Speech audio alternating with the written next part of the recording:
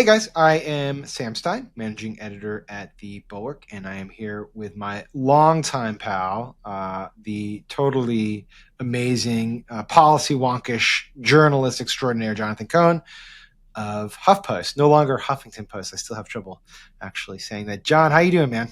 It's good. I can't say it. I actually get on the phone with people and say Still Huffington say Post. HuffPost? I say it's like a tongue twister. I can't do it. Yeah, no, it doesn't work. I brought John on today to talk about what I consider. I'm probably sure that he considers it likewise.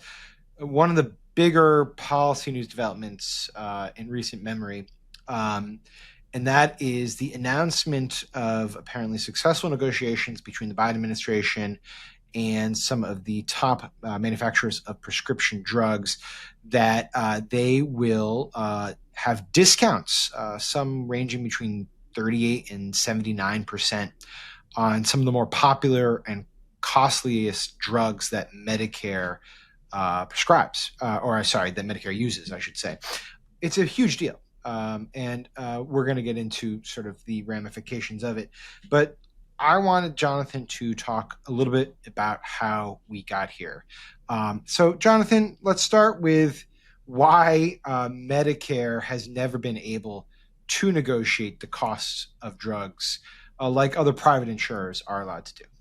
Yeah, or other countries, right? I Right. mean, every big picture here is that in every economically advanced country, the way they do drug pricing is the government sits down with drug manufacturers and says, all right, this is what we're going to pay for this drug, or you can't sell it here. And they negotiate and they come up with an agreement.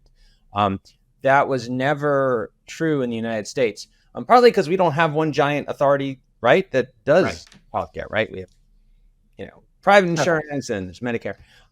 When George, Medicare didn't even cover drugs until George W. Bush was president. And they passed that law. When they wrote that law, okay, I'm going to say people remember, but of course I'm old. I remember, a lot of people don't. There was a big fight between Democrats and Republicans what this thing should look like, and it was a Republican Congress. It was George W. Bush was president. They insisted on a provision that said the government's now going to pay, through Medicare, we're going to help seniors and people with disabilities pay for their drugs, but the government can't negotiate prices directly the way other governments do. And that has been on the books. Now, that basically put into law a sort of prohibition on allowing the government to do the kind of negotiations. Now, all along since then, drug prices have grown. Americans pay way more for drugs in Medicare, outside of Medicare. How So much more? Democrats, much, much more. I mean, like more orders of magnitude, Right. 2 times more, 3 times more for name brand prescription drugs. And it's like everything else in healthcare, it's complicated. The reasons why, just the key fact is we pay way more than other countries. Reformers, mostly Democrats, not all Democrats, mostly liberal Democrats, have really been pushing to change that. Let's give the government the power to negotiate drugs. But passing legislation is hard. Passing healthcare legislation is really hard. Well, let's Passing, pause. Let's pause for a beat because there was you might remember this, a fairly a famous effort to pass healthcare legislation that did succeed under Barack Obama, the Affordable Care Act. Why was this not a component of that negotiation? yeah. I mean, the Affordable Care Act was supposed to be comprehensive healthcare reform, deal with the whole Right. healthcare system. There were certainly people who wanted to have the government, um, you know, use that as the time to sort of give the government negotiating power. But the whole point of the Affordable Care Act was to do universal coverage, to Right. somehow get through Congress, which, Democrats have been trying to do since Harry Truman was president. And the basic motto was, all right, we can't beat all these special interests. We're just going to have to sit down and make deals with them and get them on board, or at least get them not to fight this. No one in Washington, there's certainly no healthcare lobby more powerful than the drug industry. There may be no more powerful lobby in all of Washington than the drug industry. The drug industry was very responsible, played a huge role in killing Bill Clinton's healthcare reform. Right. And basically, the drug industry said, look, we're happy to support you giving health insurance to everyone. We think that's great, more paying customers, as long as you don't, come at us with government negotiation. And the Obama administration, Democrats in Congress said, all right, we'll do that. We'll Yeah, put it off. correct me if I'm wrong. Correct me if I'm wrong on the politics here, because for the folks should know this, Jonathan wrote the book on this, the 10-Year War. Everyone should buy it. It's a great book. Um, there was a sense of almost trauma from the Clinton era efforts to pass health care. And one of the main political lessons taken by Democrats from that was you need to bring as many stakeholders into the tent as possible and or defang the opponents. And the Obama administration made a deal really early on with pharma that said essentially, like, we're not going to go after you. I mean, they'll chip away here and there and make modifications, but we're not going to go heavily after the pharmaceutical industry and its interests in exchange for more or less you guys embracing or at least biting your tongue when it came to the reform efforts. Is that more or less what happened? Yep, that's pretty much exactly what happened. And so that reform ends up somehow coming through. But the main thrust of it is we're going to try to take all these uninsured people and get them into the markets through, either our own exchange or by giving them incentives and financial assistance to purchase healthcare insurance or helping employers cover it. But we're not going to go after other items like the cost of prescription drugs, at least in a robust manner. And that's correct, right? Yeah, yeah. I mean, there was some small stuff, and the drug industry said, "All right, we'll let you reduce what you pay here and Right. there." But yeah, for the most part, that's right. So then that happens, and we just go on with our lives. And then that leads to the Biden administration. And as Biden's running for office, one of the big promises that he makes is we got to get the cost of prescription drugs under control.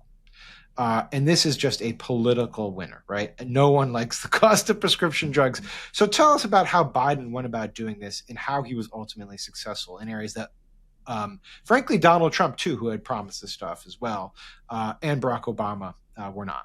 Yeah, yeah. So, I mean, when you do the polling on this, people think drug prices are way too high in this country. People really struggle too. I think it's always put that front and center. I mean, we have Right. lots of seniors who are like rationing their medications for, hypertension or diabetes, and that's not good, right? I mean, if you're not taking you're more likely to get a heart attack, and it's going to cost more in the long run, but more importantly, like, you might die.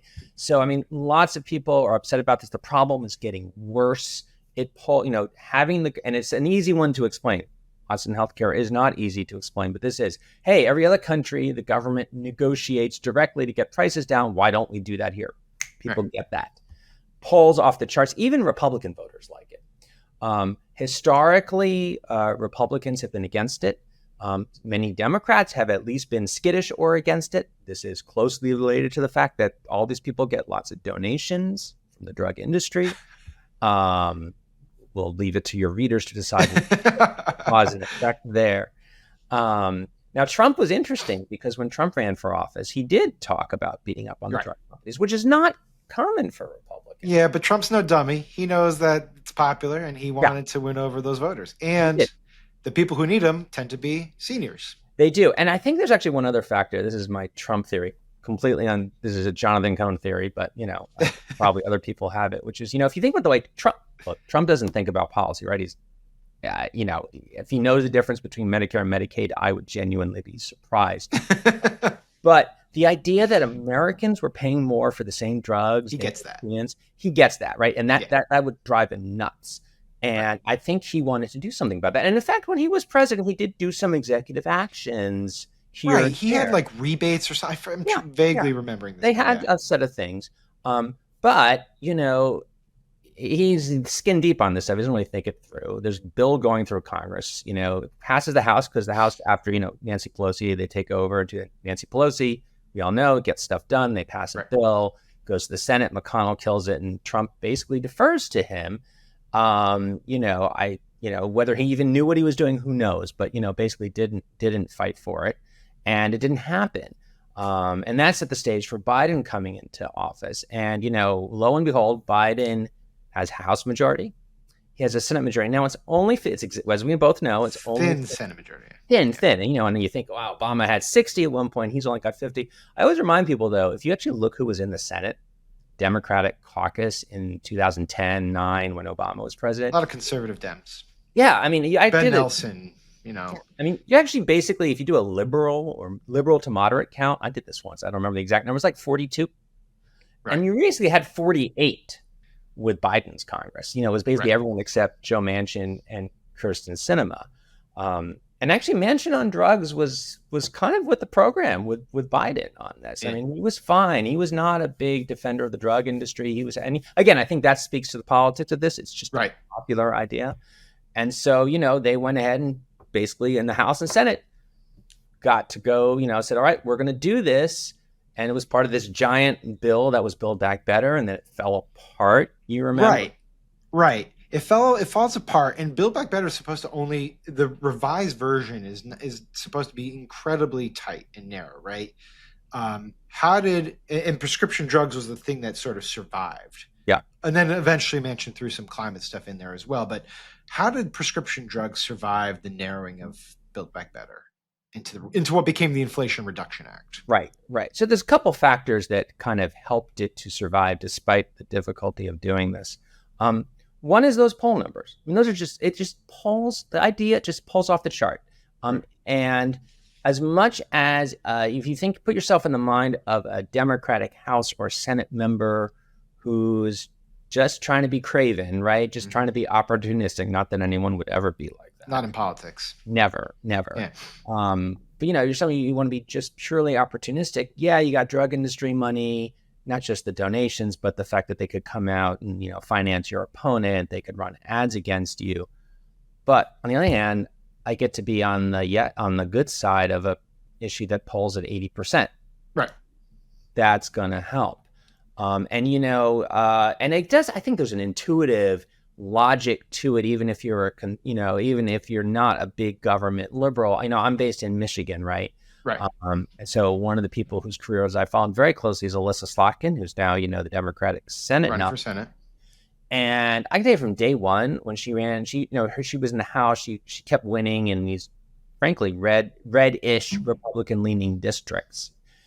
One of her causes, and she was like vocal, strong on this, always front and center, was always at the top of her speeches, was prescription drugs. Let's give the federal government. It was a big issue for her. And I think so the politics helped.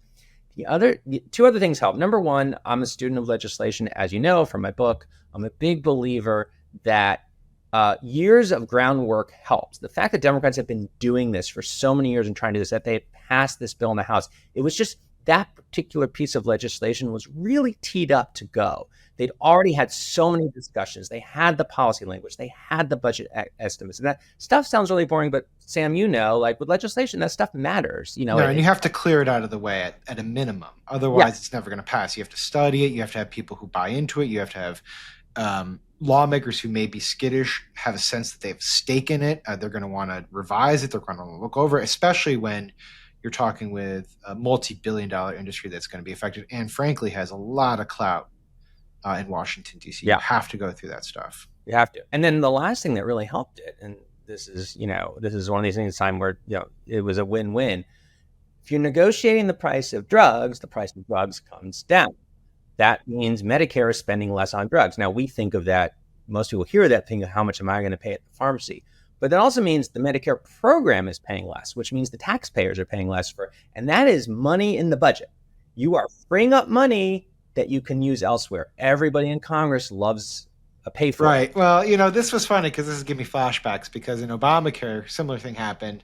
They were reducing Medicare spending, which was deficit reductive. And the attack on Obamacare was that they were cutting Medicare, which became a little bit of a liability. But it doesn't appear to be the case in this instance.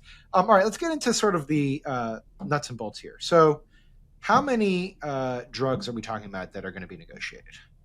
So it's an annual process. It takes place every year. This is the first year, just finished. It takes about a year.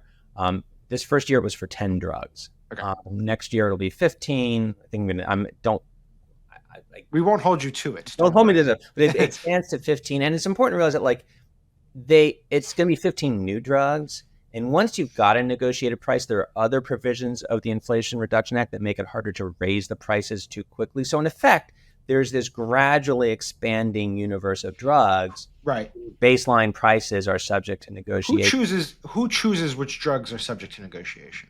So it's done by the Department of Health and Human Services, an agency within it, and there's criteria for how they're supposed to pick it. And it's 10 of the most expensive drugs, and it, we talked about this passing and how it got through, but of course it was a struggle, just getting Kirsten Sinema to be that last 50th vote. So as a result, like, it's a limited power in all kinds of ways.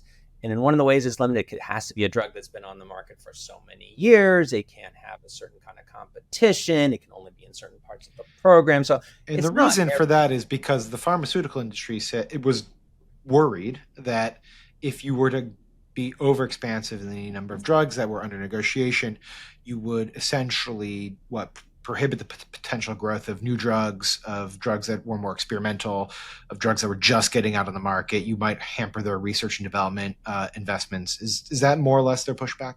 Yeah, I mean, that's on that's their argument against any of this, and Right. classic and an ongoing argument. And I want to be very clear about this: the idea that if you go into drug negotiation and you do it, and that you have potential to reduce money going to the drug companies, which is then how they attract investors, which they use to do R&D. That is a very serious argument. Lots of mainstream analysis on, but you will find people say, yeah, that's a serious argument you need to grapple with and consider.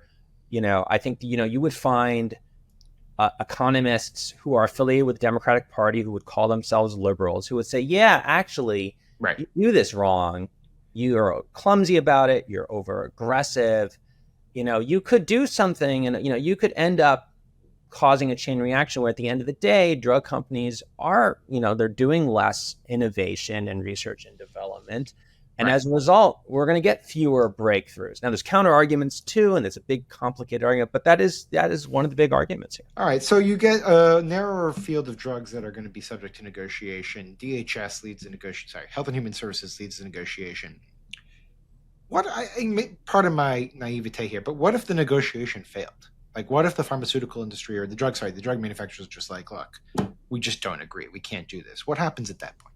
Yeah. So, I mean, the way it's set up, they go back and forth, and, eventually there's a kind of take it or leave it offer. The government, there's a whole prescribed process of offers, counter offers, but at the end of the line, the government makes it a final offer. It's your final offer. And if the drug company wants to walk away, they can. But then they lose the ability to sell drugs to Medicare. Right. And that's the biggest market. Yeah. And I need that. Suddenly, the government's ability to negotiate becomes quite clear. All right. So what does this mean for actual prices? Obviously we're saying we have numbers like 38% to 70%, whatever. But what does that actually mean tangibly for a human being? Oh, that's a really good question. And I'd love to give you an easy, clear answer. But I can't, because this is healthcare. It's hard to figure out what it actually. So there's sort of two levels of this. First of all, what does it actually mean for the prices? So the big numbers, the sort of that number that they've been, one of the numbers that the administration put out this morning, we're getting a discount off the list price of 30 to 70 something %. That's true. What that leaves out is the fact that nobody pays list price. The way drug benefit works for Medicare is that it's done through private insurance companies who do actually do their own version of negotiations and get discounts off of those list prices already. Now, the problem, according to critics, is that they don't get great. The discounts are pretty small and there's all kinds of weird kickbacks involved and stuff. So the government's discounts are much bigger than what the private insurers were able to get. Unfortunately, because these negotiations from the private, the discounts that the private insurers were getting are done between the insurers and the drug makers and these middlemen. I won't even tell you what they're called because you don't need more acronyms. There's all proprietary information, so the government can't tell us what the actual net price for any individual drug was before. Right. We sort of know because there's analysts who do these research papers and whatever. So, we can figure out rough. And the government did give us an overall figure. They said, we can tell you that overall, out-of-pocket spending for next year, relative, if we estimate based on what it would, based on this year's prices, it would have been roughly $1.5 billion for all seniors on Medicare, and the government would have saved $6 billion. Wow. And we can guess, and frankly, if we did this interview tomorrow or in a week or a month, we probably have a pretty, there are a bunch of people way smarter than me who know this stuff are sitting with their spreadsheets and figure it out. But, looks like, some substantial discounts on several $billions of savings is not nothing. Yeah. In somewhat classic Democratic fashion, the benefits are coming in after the election. This bill, the Inflation Reduction Act, passed in 2022. Obviously, negotiations take time, but why plug it in after the election? Is it just that they needed time to negotiate? And are people kicking themselves that they didn't try to get the benefit out the door so that the voters could reward the party that did pass the bill? Yeah. So, I'm sure in an ideal world, the people who wrote the inflation, would have loved for this new drug prices, to be coming online now. Right. There is some, the negotiation does take time. It's a process. Even in other countries, it takes, months for this process to take out. So that it does take time. And then because the way our system is structured, where it's, private insurers, who then do the actual administration of the benefit, they needed that information to then it's going to take them time. There's, because of the calendar, there wouldn't be time. It would have been difficult for them to rearrange their insurance policies based on these prices in time for next year, that's why it's a whole other year until January 2026. Now, would it have been possible to do this sooner? Of course it would have been. Yeah. There's been political will. To do that, just like, was there a simpler way to do this? Was there a way to get more discounts? Of course there was, if the will was there. But, I think I was telling you before we started, Sam, I'm on a trip with my family here in New York City. Finally got to see Hamilton, the musical. Congrats. Yeah, it was everything. It was wonderful. And I got to say, there's that song where, they're doing the cabinet meeting and Jefferson's saying, "You don't have the vote." And I thought, Yeah. You need the votes. Yeah, you need the votes. They didn't have votes. You can look at it. And this is, you've heard me say this a million times about the ACA. You can look at this law and say, wow, this is pretty complex and weak and slow, and it's nothing like what they have overseas. And I would say, yeah, I agree with all that. On the other hand, they've been trying for 20, 30 years to do anything on drug prices like this. This is way more than they've got before. And, and it's going to expand, there's a chance to expand it over time. And, that's, for better or worse, how we seem to do things in this country. No, you take progress when you can get it. That is the lesson that Obama learned. It's the lesson that Biden has learned, and every Democrat going forward probably will learn the same lesson. All right, go back to your vacation. Let's root for the Sox to turn it around a little bit. Tough loss last night. Jonathan Cohn, my man, thank you so much for joining us. Really appreciate it, buddy. Thanks for having me. Everyone buy his book, The 10-Year War. It's a great book. And thank you for joining us on Bulwark YouTube. As always, please subscribe, please share, send these videos around. We really are dependent on your support. And tune in next time. Thanks. Hey guys, it's Sam Stein, managing editor at The Bulwark. I want to just take a moment to talk to you about what we have planned for the upcoming Democratic Convention. We're going to have a lot of original reporting from people on the ground in Chicago. We're also going to be having really interesting insights and analysis from some of our staff back here in Washington, D.C. and elsewhere.